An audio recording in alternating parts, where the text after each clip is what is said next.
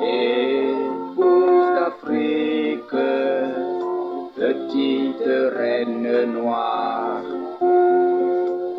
tu vas connaître des moments de gloire, car toutes les nations sont dans la confusion. L'Europe, l'Amérique sont dans la politique, mais Dieu est en Afrique, dans tes cœurs magnifiques. Lève-toi, ô Afrique, lève-toi.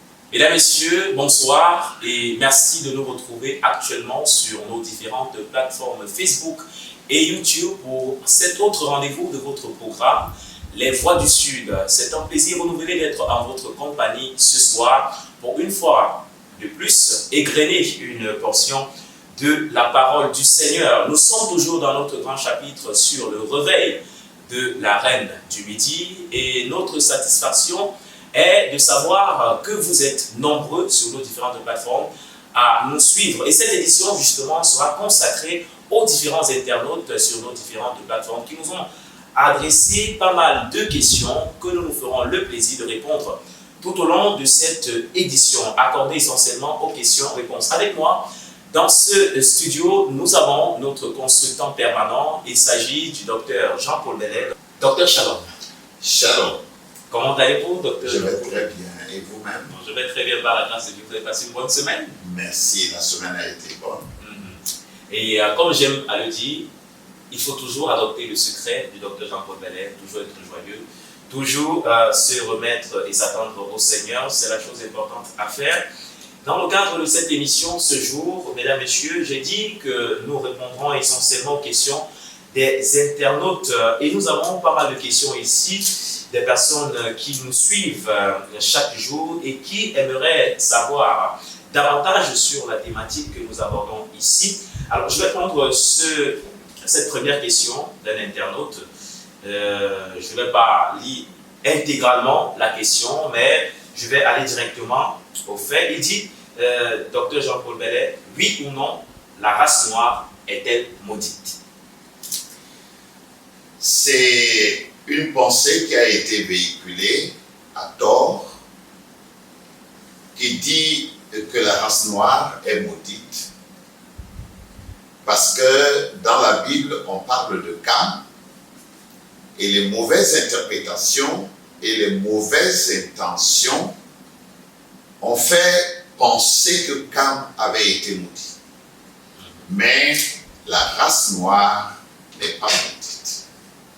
Quand vous lisez dans le livre de la Genèse, au chapitre 9, vous allez voir que Noé, quand il s'est réveillé de son vin, nous avons promis d'en parler l'une de ces fois, c'est-à-dire d'entrer en profondeur sur ce cas. Lorsque Noé s'est réveillé de son vin, il a prononcé des oracles sur ses trois enfants, Sem, Cam et Japheth. Il a béni Sem, il a parlé de Japheth, et au sujet de Cam, il ne maudit pas Cam, il dit maudit soit Canaan. Canaan était le quatrième fils de Cam. Donc la malédiction a touché l'un des enfants de Cam, mais pas Cam lui-même. Cam avait 4 enfants. Il y avait Mishraïm, qui est le père des Égyptiens. Il y avait Couche, l'aîné, qui était le père des Éthiopiens. Et il y avait Pout, qui était le père des Libyens. Canaan était le père des Cananéens. Les 3 premiers fils n'ont pas été maudits. Et quand on entre profondément dans les Écritures, on va voir qu'il y avait des mariages entre les Israélites et les Camites, mais Dieu avait interdit aux Israélites d'épouser des filles cananéennes, parce que eux, ils étaient maudits. Et pourquoi? Parce que Dieu, les connaissant à l'avance, savait qu'ils seraient les ennemis du peuple de Dieu. Docteur Jean-Paul Bellet, aujourd'hui, puisque si on veut retracer l'histoire, vous nous faites comprendre que le peuple de Canaan a été maudit. Où est ce peuple aujourd'hui? Il est au Moyen-Orient, c'est-à-dire qu'il est en Palestine. Or, à cette époque-là, reculée, le Moyen-Orient, une grande partie du Moyen-Orient faisait partie de l'Afrique. C'est pourquoi Canaan, c'était l'Afrique, et d'autres pays tels que le Yémen, tels que l'Irak, Oui. tous ces pays, c'était toujours l'Afrique. Mais aujourd'hui, bon, avec les découpages politiques et géographiques, ce n'est plus la même chose. Donc, si on comprend bien, la Palestine est le peuple qui a été maudit par Noé. Les Cananéens, parce que la Palestine, ce n'est pas seulement les Cananéens qui étaient en Palestine. Bon, le nom Palestine nous vient des Romains. Autrefois, on disait Canaan, parce que c'était la terre de Canaan. Mais d'autres pays sont venus et s'y étaient installés, tels que les Philistins, tels que les Philistins, ce n'étaient pas des Cananéens d'origine, tels que les gens de Guérard, qui étaient des Égyptiens, mais qui se sont installés sur la terre de Canaan. Oui. Même Israël est venu et s'est installé là. Donc ça veut dire qu'aujourd'hui, il est difficile, docteur Jean-Paul, de retracer exactement le peuple cananéen qui a été maudit. C'est difficile de les repérer à ce jour. Oui, disons qu'il y a eu beaucoup de mixage, de mélange, de brassage entre les peuples, mais on peut retrouver certaines traces. Par exemple, quand on parle de la Jordanie, de la Cisjordanie, c'est des peuples cananéens. Oui. Alors, merci docteur Jean-Paul. C'est vrai qu'il y a d'autres questions, mais je vais joindre ces questions-là à cette autre question de cet internaute qui dit: est-ce qu'à une époque donnée, docteur Jean-Paul Bellet, nous étions tous des blancs ou des hommes de couleur? Il dit: sur laquelle de ces deux races la malédiction a-t-elle été placée?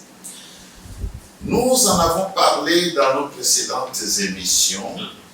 À l'origine, il y avait une seule race, il y avait un seul peuple. En ce qui concerne les teints, les couleurs de peau, puisque c'était une seule race, tout le monde avait presque la même couleur. Nous l'avons dit. Les différences des couleurs, en réalité, ont commencé en Éden. Entre Caïn, qui était de la descendance du serpent ancien, qui n'était pas fils d'Adam, parce qu'on retrouve cette filiation nulle part dans la Bible, et Seth, qui était fils d'Adam, à sa ressemblance et selon son image, il y avait une différence de couleur déjà. Parce que Adam et sa famille étaient de teint basané. Oui. Or, Caïn était de teint très clair. Et quand les gens se sont dispersés, déjà à partir du déluge, et surtout à partir de la tour de Babel, les gens se sont dispersés. À partir de là, les gens, il y a eu beaucoup de différences de teint de peau. Parce que, comme nous l'avons dit, la famille de Sem est allée au Moyen-Orient et en Orient. La famille de Japhet est allée au nord. Et là-bas, il fait très froid. Donc, la peau a commencé à changer. Ça, c'est conforme au message, conforme même à la science. La science l'a prouvé. Ceux qui sont allés dans des régions froides, leur couleur, ceux qui étaient clairs sont devenus des blancs. on peut le vérifier même à Google. Oui. Et les Noirs, la famille de Cam, est revenue à leur terre d'origine au sud. Au départ, nous tous nous étions noirs, docteur Jean-Paul Belley. Oui, nous tous nous étions noirs au départ, avec ceci, avec cette nuance que la descendance de Caïn, ou Caïn lui-même et sa descendance, étaient très bruns, très clairs. Mais nous étions tous des noirs. Voilà. Parce que tous sont issus de la terre noire d'Afrique. Alors, on peut se poser donc des questions. Si nous tous, à la base, docteur Jean-Paul Belley, nous étions noirs, et que, comme vous expliquez, par des conditions peut-être climatiques et autres, il y a eu, et par les brassages qu'il y a eu, est-ce que vous ne pensez pas que ce réveil concerne ces Noirs à l'origine? Oui, il concerne simplement ces Noirs d'aujourd'hui. Parce que si nous tous nous étions Noirs à l'origine, le réveil devrait aussi nous concerner. Est-ce que ça concerne simplement les Noirs d'aujourd'hui, les Noirs de maintenant? Maintenant, comme les gens se sont multipliés sur la face de la terre, Dieu a adopté 3 races. Malgré qu'il y a aujourd'hui des Noirs, et il y a toujours eu des Noirs sur tous les continents, parce qu'en réalité, tous les continents ont d'abord été habités par des Noirs. Les Noirs qui sont partis d'Égypte, c'est eux qui se sont répandus partout. Et c'est après donc que les couleurs ont changé et on parlait de races. Il y a 3 races qui proviennent des 3 fils de Noé. Il y a la race de Japheth l'aîné, il y a la race de Sem le puîné, et il y a la race de Cam le cadet. Maintenant, ce sont ces 3 races qui sont à la base de toute l'humanité. Le réveil d'aujourd'hui n'est pas un réveil de couleur de peau. C'est un réveil de race. Et l'une de ces fois, nous avons dit que la race ne se limite pas à la couleur. Il y a beaucoup de facteurs, n'est-ce pas, qui font une race. La couleur, oui. Le sang même, c'est ça qui est la base. À l'origine, il y a les traits physiques, il y a les coutumes, et toutes ces choses-là, c'est ça qui forme une race. Maintenant, le réveil de la reine du Sud concerne toutes les races. Mais comme nous avons toujours insisté, ce réveil-là est essentiellement en Afrique noire. Pourquoi? Parce que Dieu a visité les Sémites en leur temps. Dieu a travaillé avec les Sémites depuis Abraham jusqu'au Messie. Puis Dieu a envoyé la lumière de sa parole chez les Japhétites. C'est pourquoi tout au long des âges de l'Église, Dieu a travaillé avec les gens du Nord. Le Nord et l'Occident, ce sont des Occidentaux. Maintenant, Frère Branham nous a dit que l'Évangile marche avec le soleil. Et le soleil se lève à l'est, comme nous le savons, il se couche à l'ouest. On dit se couche, mais le soleil ne se couche pas. Mais il disparaît à l'ouest. Et pendant la nuit, il fait sa traversée du sud pour retourner à l'est. Et c'est ainsi que la civilisation a marché. Et c'est ainsi que l'évangile aussi marche. Donc l'évangile a commencé à l'est, en Orient, à Jérusalem. C'est là que le Saint-Esprit est descendu. L'évangile a traversé le nord. Parce que nous connaissons le réveil de l'Angleterre, de la France, de l'Allemagne, c'est revenu en France, c'est retourné en Angleterre, ça c'est le nord, avec tous les autres pays environnants bien entendu. Et de là, le réveil est passé de l'Angleterre en Amérique. Là, c'est déjà l'Occident. Et en Occident, Dieu a utilisé beaucoup d'Occidentaux, des grands hommes de Dieu. Nous avons entendu parler de Billy Graham, par exemple. Il y a Tommy Lee Osborne, il y a Alain, il y a jusqu'à William Branham, tous sont de l'Ouest. Eh bien, maintenant, l'évangile a été rejeté par les Occidentaux et cet évangile doit retourner aux Orientaux, c'est-à-dire à l'Est à nouveau. Mais pour aller à l'Est, l'évangile doit passer par-dessus parce que comme le soleil ne fait pas demi-tour, la civilisation non plus, l'évangile non plus ne fait demi-tour. C'est pourquoi aujourd'hui, le réveil qui a commencé à l'Est, qui est allé au nord, qui est descendu à l'ouest, est au sud pour retourner à l'est. Voilà, merci beaucoup, docteur Jean-Paul Bellet. La prochaine question de l'internaute, c'est d'où viennent les différences de couleur de la peau? On l'a déjà dit, je pense bien, pendant que vous parliez. Oui, nous avons parlé de l'Éden, mais le développement des teintes de peau, c'est surtout les régions où les gens ont habité. Oui. Ceux du nord sont blancs. Ils n'étaient pas blancs à l'origine. D'ailleurs, beaucoup d'internautes certainement ont vu l'ancêtre des Anglais. Il n'était pas un blanc, c'était un noir à la peau rougeâtre. Alors, même ses traits, c'était des traits d'un noir. Oui. Mais ils se sont développés avec le temps, selon la région dans laquelle ils ont vécu, et ils sont devenus blancs. Voilà, l'internaute poursuit sa question, c'est une contradiction. Il dit que la couleur originelle, c'est le blanc. Pourquoi dites-vous que c'est le noir? Oui, Frère Branham a dit que la couleur originelle, c'est le blanc. En réalité, le noir n'est pas une couleur. Mais le noir est l'ensemble des couleurs. C'est quand toutes les couleurs se mélangent, puisqu'il y a une seule couleur qui est très claire, c'est le blanc.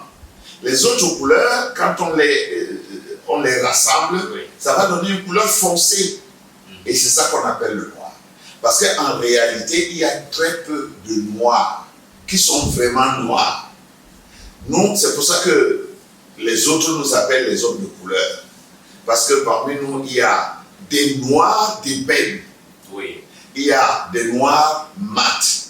Il y a des noirs bruns. Il y a des bruns qui sont des noirs. Il y a des clairs, mais qui sont des noirs. Le frère Branham dit qu'il y a même des hommes de couleur qui sont presque aussi clairs que les blancs. Donc, la question de notre internaute, je pense qu'il n'a pas bien compris le blanc dont il est question. Le teint de la peau n'est pas blanc. Il n'y a personne sur la terre qui ait la couleur blanche selon que nous connaissons le blanc. Oui. Mais si on les appelle le blanc, c'est une façon d'appeler. En réalité, c'est des visages pâles. C'est comme les Indiens les appelaient, c'est des visages pâles. Personne n'est blanc. Mais ce que nous appelons blanc aujourd'hui, c'est les Japhétites qui ont une couleur pâle. Voilà. Maintenant, quand le prophète dit que le blanc est la couleur d'origine, il s'agit du blanc comme le papier que tu as en main. C'est la couleur d'origine. Et à partir de cette couleur blanche, d'autres couleurs sont nées, telles que le jaune, l'orange. Donc, Frère Branham ne fait pas allusion à la couleur de la peau? Non. Frère Branham ne fait pas allusion à la couleur de la peau. Il fait allusion aux couleurs de la nature. Oui. Il dit ça quand il parle de l'arc-en-ciel. Oui. Voilà. L'arc-en-ciel a 7 couleurs. Ce sont les 7 couleurs parfaites de Dieu. C'est à partir de ces couleurs que toutes les autres couleurs sont nées. Mais la couleur originelle, c'est le blanc. Voilà, docteur Jean-Paul Bellet, il y a également une question d'un internaute. Il dit que le prophète William Marion Branham nous a fait comprendre que la photo qui se rapprochait le plus de Jésus est celle qui a été peinte par le célèbre artiste Hoffman. C'est cette photo d'ailleurs qu'on retrouve dans plusieurs de nos églises. Et cet internaute nous fait comprendre que la photo qui se trouve justement dans nos églises ne ressemble pas à la photo d'un noir. Avec les traits, le nez et tout ce qui va avec. Alors, l'internaute de savoir comment est-ce que vous faites pour nous dire que Jésus était noir. Pourtant, le Jésus dont nous parle Frère Branham, peint par Hoffman, n'a aucun trait avec un noir. Oui, je dois dire que cette photo a posé beaucoup de problèmes aux croyants même du message. Cette photo est aussi dans plusieurs églises, même chez les catholiques. Le célèbre peintre Hoffman a dessiné plusieurs portraits, a peint plusieurs portraits de Jésus. Oui. Tous ne sont pas identiques. Bien sûr. Maintenant, Frère Branham nous dit que c'est ce tableau, c'est ce Jésus qu'on appelle la tête de Christ à 33 ans, qui est le plus proche du Jésus qu'il a vu dans la vision. Oui. Maintenant, Jésus n'était pas un blanc.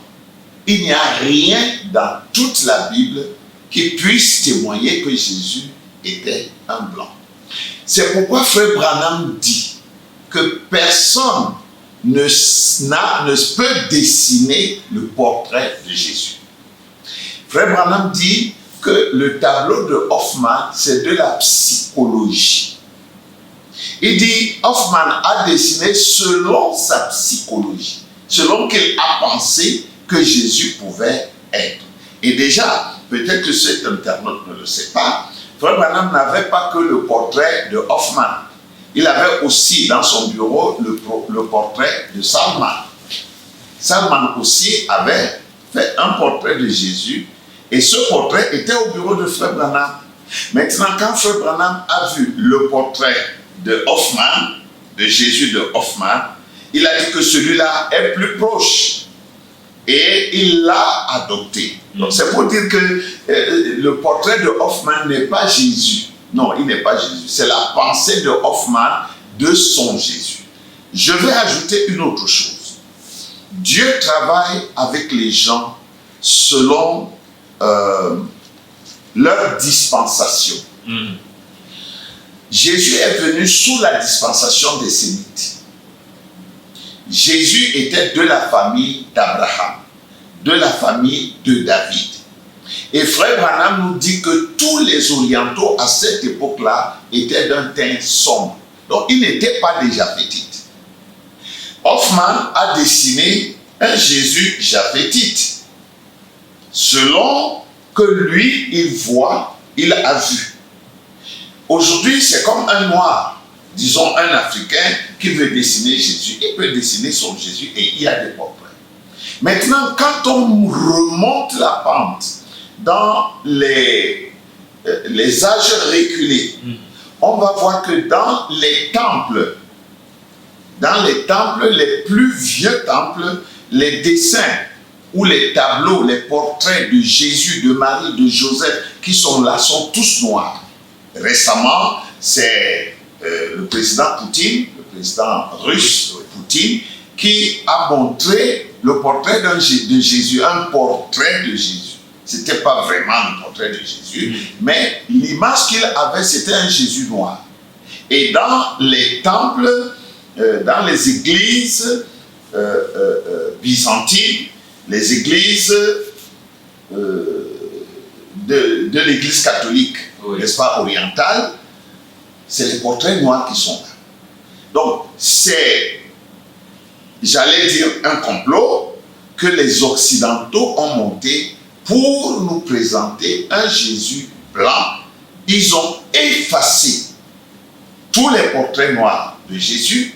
Certains existent dans leurs églises, mais ils ont caché.